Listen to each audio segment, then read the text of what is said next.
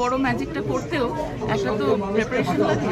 সেই প্রিপারেশনের পর্বটা এখন আমরা যেন পুরনো ভুলগুলোকে আবার রিপিট না করি, সেখান থেকে যা শিক্ষা নেওয়া সেইগুলোকে নিয়ে আমাদের এগিয়ে যাই।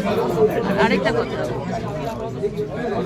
এতদিন পরিযায়ী শ্রমিক হয়ে ঘুরছিলাম বিভিন্ন স্টেটে, বিদেশে আমার জাদু প্রদর্শনী নিয়ে ঘুরছিলাম। এখন আমি নিজের স্টেটে শো করতে চাই।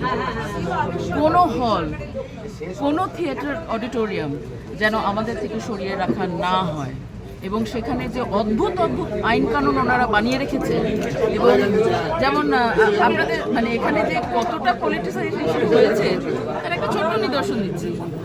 মহাজাতি সদন, যেটা নাকি পিসি সরকারের নামের সঙ্গে একদম একাত্ম, হ্যাঁ, মানে বাবার নাম উঠলেই মহাজাতি সদনের নাম ওঠে, কারণ উনি ম্যাক্সিমাম শোজ ওখানেই করেছেন কলকাতায়।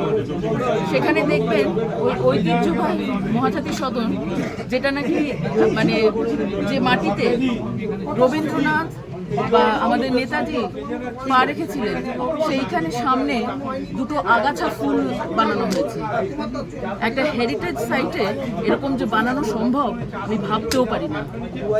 এবং যেটা নাকি আরও মানে আমার খারাপ লাগলো যে এটা নিয়ে আমাদের বুদ্ধিজীবী সমাজ, বোদ্ধা সমাজ, তারা কিচ্ছু বললেন না।